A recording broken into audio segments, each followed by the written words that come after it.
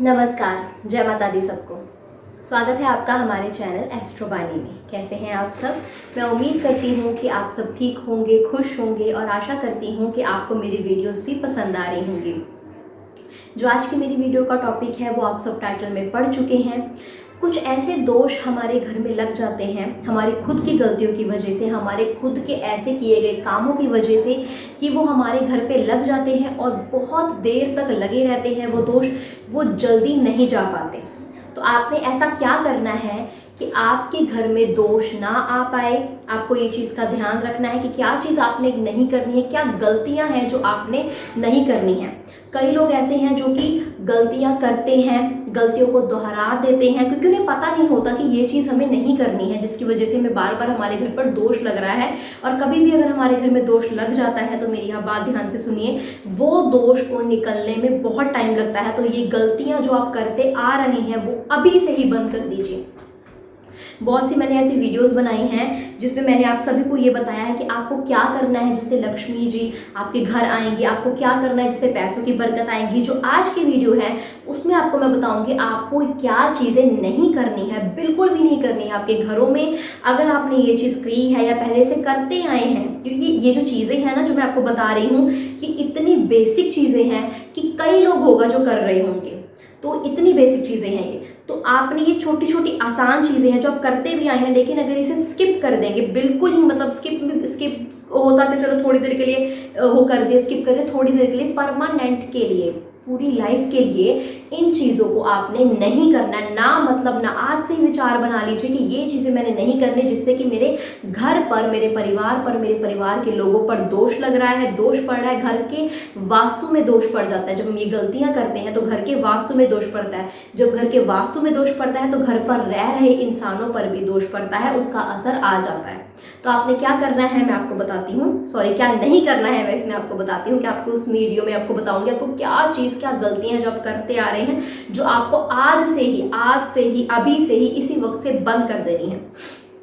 पहली चीज़, 5 चीज़ें बताऊंगी मैं जिससे आपके घरों में दोष पड़ता है। तो पहली चीज़ अगर जो आप करते हैं, देखिए जो व्यक्ति सूर्य उदय के बाद उठ रहे हैं मत कीजिए। सूर्य उदय से पहले उठें। अब मैं आपको बताती हूँ, अब आप लोग ये सोच रहे होंगे कि हमारे सामने भी कई अमीर से अमीर लोग बैठे हैं जो कि सूर्य उदय से बहुत 10-10, 11-11, 12-12 बजे उठे हैं, लेकिन उनको तो कुछ नहीं हुआ, उनके पास तो बहुत पैसे हैं। आपकी लाइफ में दिक्कतें चल रही हैं ना, आपकी लाइफ में परेशानियां चल रही हैं ना, तो आपको ये चीज़ें बंद करनी है। उनकी लाइफ में अगर अभी तक, चलो अच्छी बात है अभी तक कोई प्रॉब्लम्स नहीं चल रही हैं, बट वो उनकी किस्मत है, उनका लक है, जब तक चल रहा है चल रहा है। लेकिन आपका लक अभी तक खराब ही चलता आ रहा है, अभी तक आपका लक सुधर नहीं रहा है, तो आपको ये चीज़ें बंद करनी है।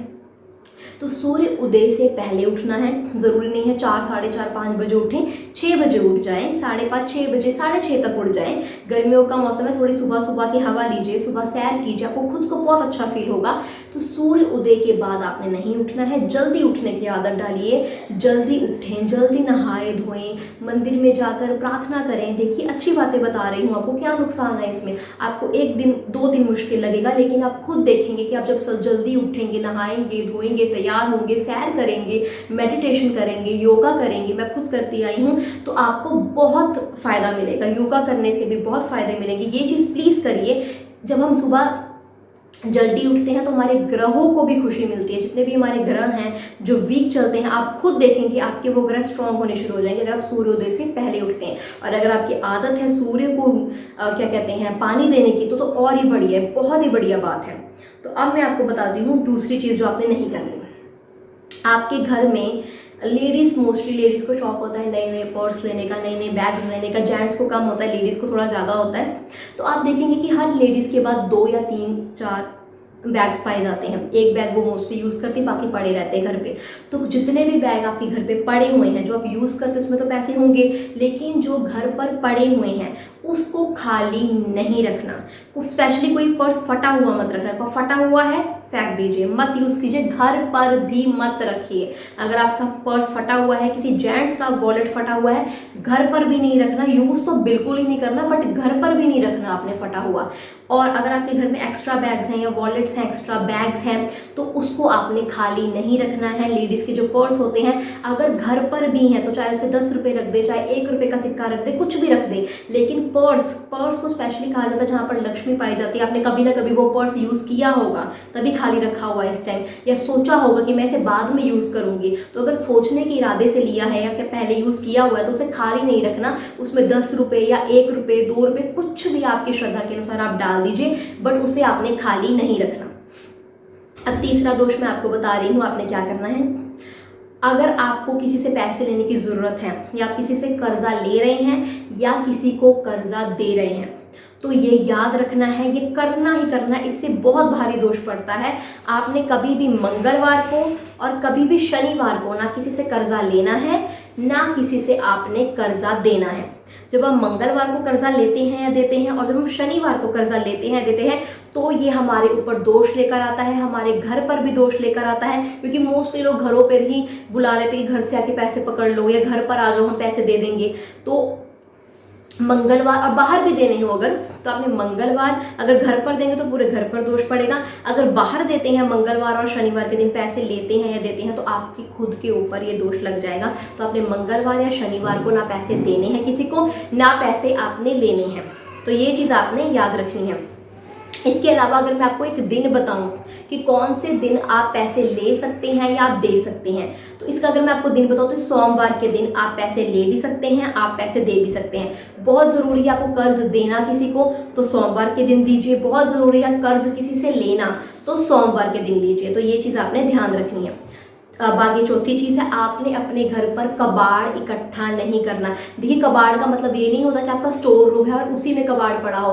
अगर आपके बेडरूम में भी कोई ऐसी चीज़ें हैं जो आप यूज़ नहीं करते, जो फिजूल ही पड़ी हुई है, मतलब डेकोरेशन चीज़ों के अलावा, कि आपने मतलब ऐसे फालतू ही रखी हुई है, किसी चीज़ का काम नहीं, लकड़ी का टुकड़ा रख लेते हैं कहीं, या मतलब लकड़ी का कोई टेबल रख ले जो टूटा हुआ है, काम नहीं आ रहा, तो आपने वो कबाड़ भी नहीं रखना है। टूटी हुई कोई भी चीज़ घर की नहीं रखनी है, जैसे टूटा हुआ टेबल, टूटी हुई चेयर अपने घर पर बिल्कुल भी नहीं रखनी है, कबाड़ में भी नहीं रखनी है, ऊपर स्टोर रूम में भी नहीं रखनी है। और अपने कबाड़ के स्टोर रूम के अलावा भी अगर आपके घर में ऐसी चीज़ें, खाली बॉटल्स, टूटी बॉटल्स रखी हुई हैं जो नहीं यूज़ आ रही, मत इकट्ठा कीजिए। ये सब चीज़ें हटा दीजिए, आप हटा दीजिए, उसी टाइम हटा दीजिए।